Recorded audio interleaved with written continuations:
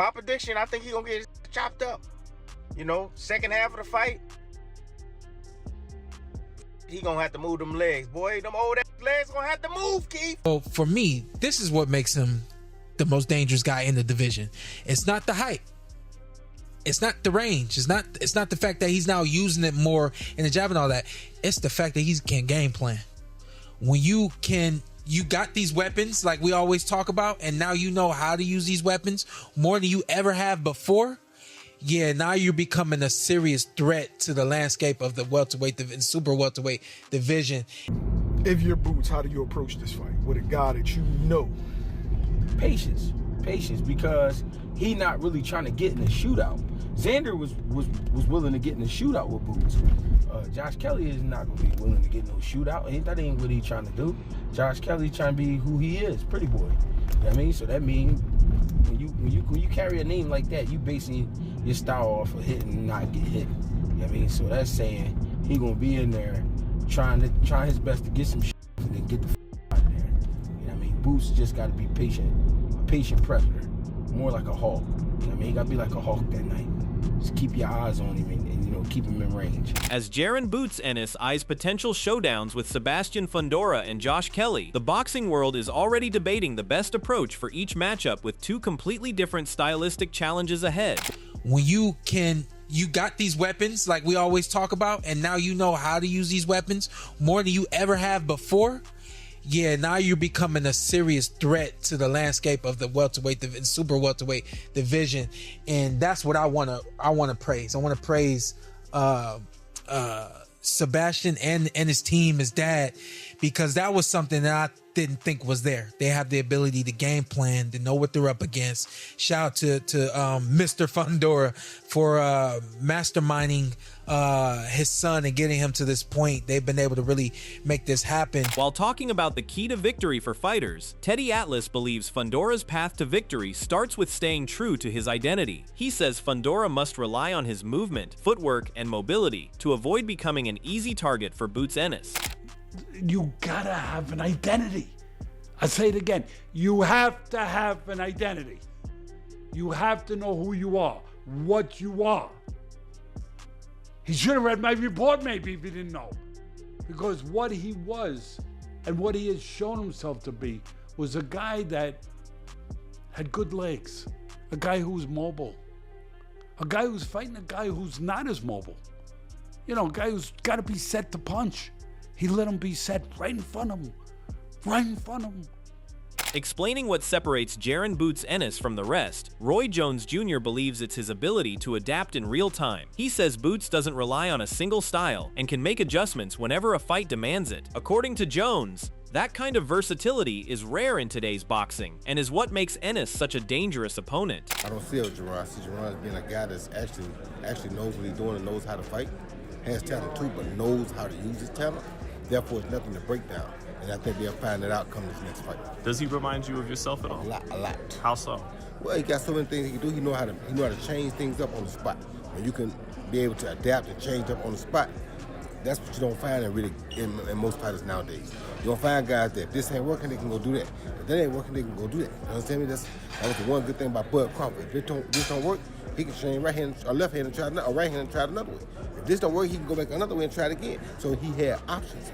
Most fighters today don't have options. They fight one way and that's it. Breaking down Boots Ennis's future challenges with Fundora, Terrence Crawford believes Jaron Boots Ennis remains one of boxing's most dangerous fighters despite raising concerns about his recent performance. Crawford feels tougher opponents like Sebastian Fundora or Vergil Ortiz Jr. could capitalize if Boots gets hurt. Even so, he praises Ennis's speed, power, defense, and overall talent, calling him a threat to anyone in the division. I think it's going to be different when he goes up against a Fundora or a Vergil, because if one of those guys get him hurt like Xander did, I don't think it's going to be the same outcome. To credit Boots, like, he's a tremendous talent and he's no walk in the park for no one, you know, so he's a threat to anyone that he stepped foot in the ring with, you know. He got tremendous speed, He got great power, defense, reflexes, all that, you know. Looking ahead at Boots Ennis's options, Greg Hackett believes Sebastian Fundora would be the toughest challenge to prepare for. He says Fundora's unusual mix of size and southpaw style makes him a completely different puzzle, whereas Josh Kelly's style is far more familiar and easier to prepare for. Fundora is the toughest just because it's an uphill battle, no matter what. I know, no matter how you look at it. See, you can find guys that box a little bit like Josh Kelly. You can find guys Josh Kelly size. It's going to be tough finding guys Fundora size. It's going to be tough finding guys that are sitting the inside that's 6'6". In the southpaw. Right. Yeah, and a southpaw. So, and I'm just talking about preparation for any fighter, not just for Boots. I'm just saying for any fighter. It's tough to find those type of guys that mimic, you know, a Fundora. But you can find plenty of Josh Kelly type of guys. Offering his perspective on the potential matchup, Robert Garcia believes Sebastian Fundora would have the edge over Jaron Boots Ennis. He says Fundora's awkward style is the kind that prevents opponents from looking their best, and notes that the unified champion has continued to improve with every fight since winning his titles. At the same time, Garcia believes only an aggressive pressure fighter has the style to push Fundora out of his comfort zone. Fundora has a style that it's not going to make you look good. I would say I favor Fundora on that one, man. It's a fight that's not going to be easy for Boots because styles make fights, and Fundora lately, since he became champion, he's getting better and better and better. There ain't nothing stopping Fundora right now. I think the only thing that could stop Fundora is a pressure fighter that's not gonna give up and he's gonna keep coming, working the body, and just kind of bullying Fundora into a fight, pressuring him into a tough fight.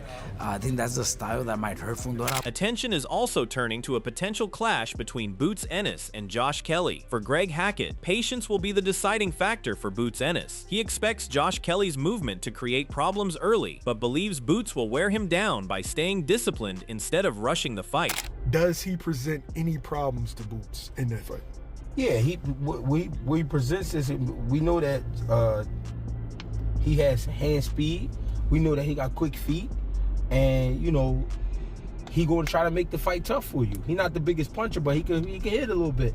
And you know, with a guy like Josh Kelly, you just got to be patient. You can't be eager to get to him because you know he going to make sure he do whatever to get up out of there, like he did with Bakram. Gave Bakram some trouble, but Boots isn't Bakram, so you know. It's going to be a different type of fight. But yeah, those are the things you got to watch out for. You can't just go in there and think you're going to just punch a man in his head and he ain't going to do nothing about it. No, Josh Kelly is going to be quick on his feet. And especially fighting Boots, that's going to probably be the quickest we ever seen. Adding on this, Tim Bradley believes Josh Kelly's speed, movement, and deceptive style will make Jaron Boots Ennis work harder than many expect. He says Boots will have to be patient and cut off the ring instead of relying on Kelly to stand and trade. Even so, Bradley expects Boots' relentless combinations to eventually break through Kelly's defense and change the fight. Styles make fights.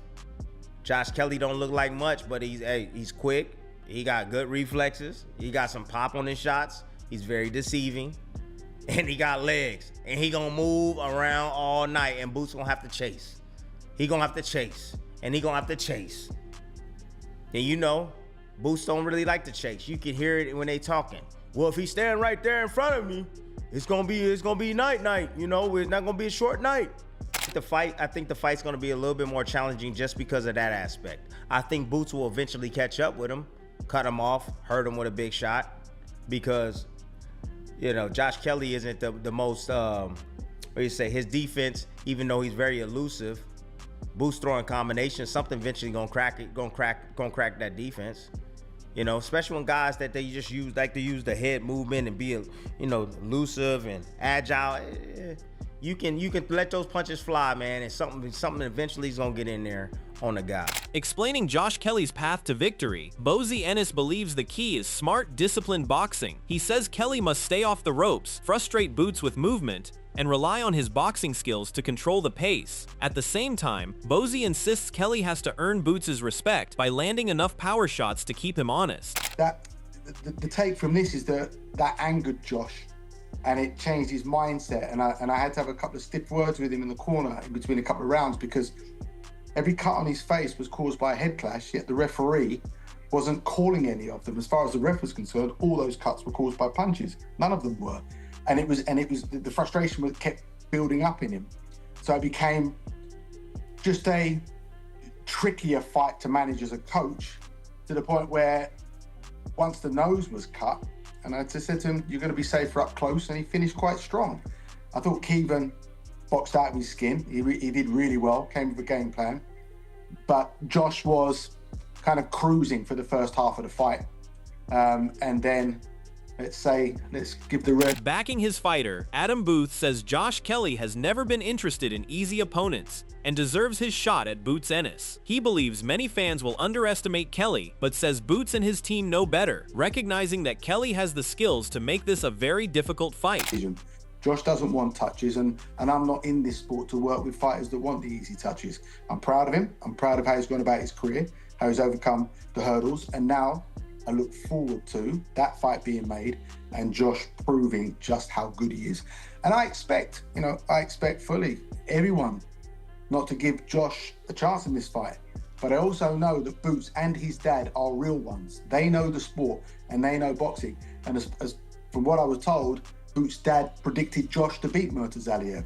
So they will fully understand that Josh has skill sets that pose a problem. And that's really what matters, is the challenge that's in front of us with Boots and how he goes about the job, and Josh and how he does it. On the other hand, Sean Zittel believes Josh Kelly is far more talented than many people give him credit for. He praises Kelly's exceptional hand speed, slick upper body movement, and natural athleticism, saying his ability often jumps off the screen. Even so, Zittel still believes Jaron Boots Ennis is the better all-around fighter and would come out on top. But I do love Josh Kelly's talent.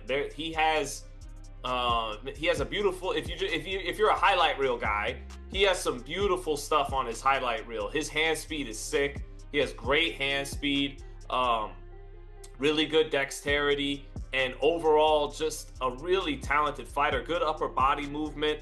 I remember when he was coming up as a prospect, being, like a little bit of like Jaron Ennis to him. Yep. I know that may sound blasphemous to some people. I think Ennis is definitely a better fighter than Josh Kelly and would beat him head to head at 154.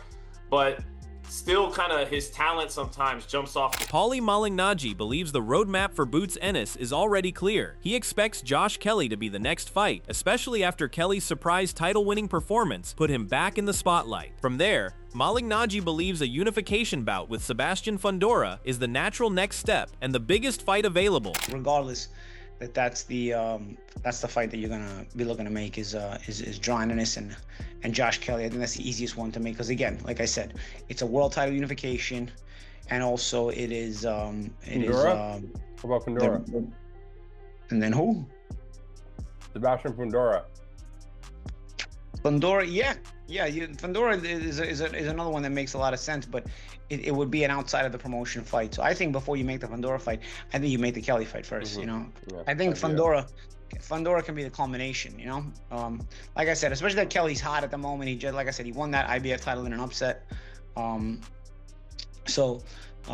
think the Fundora fight is probably an expected super. Giving his assessment, Breadman Edwards says Jaron Ennis has the tools to keep Fundora at the end of his jab, but knowing Boots' mindset, he expects him to eventually step in, exchange punches, and fight like the dominant force he believes he is, expecting Boots Ennis to stop both Vergil Ortiz and Sebastian Fundora. However, he believes the Fundora fight ends much earlier because of the stylistic matchup. Up and in, I think Boots will have an advantage with him with being able to jab him, but you know how Boots is. Boots is going to start mixing it up with him at some point and believe that he's the big dog in the fight, which he could be. But I think he knocks both off.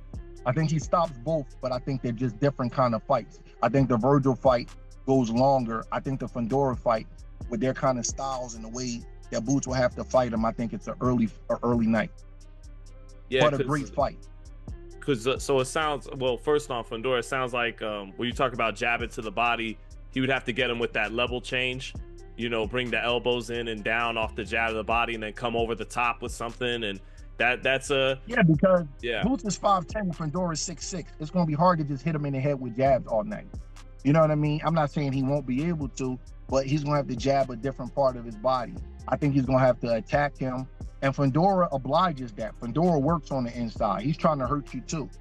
So I just think it's just a brutal fight, a brutal Hagler-Hearns type of fight. And I think Ortiz and Boots is just an absolute war also. I think it's a war. I think it's just going to be just two mean combination punching in their 20s, just mean dudes. Whatever fight we could think of, Tito Vargas, but maybe a little bit, you know, more two-way action. You know what I mean? I think it's a brutal kind of fight. Sharing his dream fight card, Gabe Rosado says Jaron Boots Ennis versus Sebastian Fundora is the matchup he wants next. While acknowledging Vergil Ortiz Jr. as another exciting option, Rosado believes a unification with Fundora should take priority because it brings Boots one step closer to becoming undisputed. Give me 4 dream fights that you would have on that card. 3 fights? 4. Give me 4. 4? If you can't, give me 3. All right, 4. So, damn. So I'll do Bam and Inouye. Okay. I'll do Shakur and Haney. Okay. I'll do Boots and Fundora. Really? Not Vergil? Because Fundora got the belts. Okay. So it's a unification. Yeah. And I enjoy Fundora just as much as I enjoy watching Ortiz. You know what I mean? Like, they both great action-packed fighters. But Fundora and Boots will make it undisputed. Sharing his assessment, Marcos Villegas believes Sebastian Fundora has become a completely different fighter. He says many opponents may still be studying old footage and expecting the same weaknesses, but Fundora has been steadily eliminating those flaws with every performance. According to Villegas, he's improving fight by fight and becoming an even more dangerous champion. In his view, the longer Fundora keeps developing, the tougher he'll be for anyone to beat. We caught up with him. Like, Fundora's a cheat code. This version of him is now. Like, before, there was a lot of openings there. And I know a lot of fighters, in breaking down tape of Fundora, still think that those disadvantages are still there. But man, I'm telling you, he's cleaning them up. He's getting better every single fight. And I think the longer time goes and the more fights he gets, imagine this, he gets, you know, Spence and Charlo, and then he goes into these other title holders. Like, that version of Fundora is going to be so much better, so dangerous compared to the one that we saw against Thurman in these other fights. Man, this guy, it's like... Reacting to reports of ongoing negotiations, Zab Judah welcomed the possibility of Jaron Boots Ennis facing Sebastian Fundora in a unification fight later this year. He praised the news as the kind of matchup boxing needs and expressed confidence that the fight is finally coming together. Stating that Boots and Fundora are in talks for unification, and within November or December, the ring, Mike Carpenter. Wait, saying who? That they're in negotiations. Boots, oh yeah, Boots and Fundora. Oh yeah. Come on, I spoke that into existence. Mills, they hear us. Mike Carpenter, shout out to my guy, Mike Carpenter. That's my guy right there. He's a great phenom out of boxing, been around for a long time. He knows boxing. He knows what he's saying. And Mike, thank you for hearing me. And you know what I'm saying, putting that together, or whoever put it together, you know what I'm saying, shout out to you. Sharing his thoughts on the matchup, Edgar Berlanga believes Jaron Boots Ennis has the boxing IQ and coaching to overcome Sebastian Fundora. While acknowledging Fundora's height presents a unique challenge, Berlanga insists he's still a beatable fighter who has shown vulnerabilities in previous bouts. He believes the key for Boots is spending plenty of time preparing for Fundora's size, so he'll be fully comfortable on fight night. It's gonna be tough. You know, but I'm really siding with Jaron, you know what I'm saying? I really truly believe that, you know, his IQ, and he has a great, you know, his father's a great trainer. You know, he's got to stay locked in on that guy. You know, Fundora already got knocked out. You know what I'm saying? He already hit the canvas bad, so, you know, and he got hurt with Lubin, you know what I mean? So it's not like this dude's a robot or he's a creature from out of this world. You know, he's a human being. He bleeds the way we bleed. You know, all he has is just height. And for real, you know, Jaron Ennis just has to get a lot of work, a lot of sparring with tall guys. You know, it's not guys his height, but if he could get guys close to his height and work with them, you know what I'm saying, and get a lot of rounds in and see that height, You know what I'm saying? I don't think he's gonna have an issue come fight night. Looking at the potential fight, Gary Russell believes Sebastian Fundora would present Jaron Boots Ennis with his toughest stylistic test. He says Boots would have to chase a much taller opponent instead of fighting at his usual range. According to Russell, that would force Ennis to show a different side of his game by attacking, defending, and slipping shots all at the same time. Fundora. Hands down. Fundora. Hands down. Hands down. He would have to punch up for one. For two, Boots, he really have to go chase his man down. It's always like they either the same height, the styles make it where as though they just like in the center pocket, middle of the ring, and they just going like skill for skill. You know what I mean? With this 7'8" tall guy, he like 7'8". He's not about to stand there. He might, you know, but Boots is really going to have to show a different side of his ability. He's going to have to walk forward. He's going to have to move his head a lot more, not just be defensive discipline, but he's going to have to work in between. He's going to have to be defensive and offensively equally as good. You know what I mean? He's going to work it together simultaneously. From tactical adjustments for Sebastian Fundora to patience against Josh Kelly, one message echoed throughout the boxing world: discipline and patience may be Boots Ennis's greatest weapon. Now the only question is whether these potential showdowns finally become reality.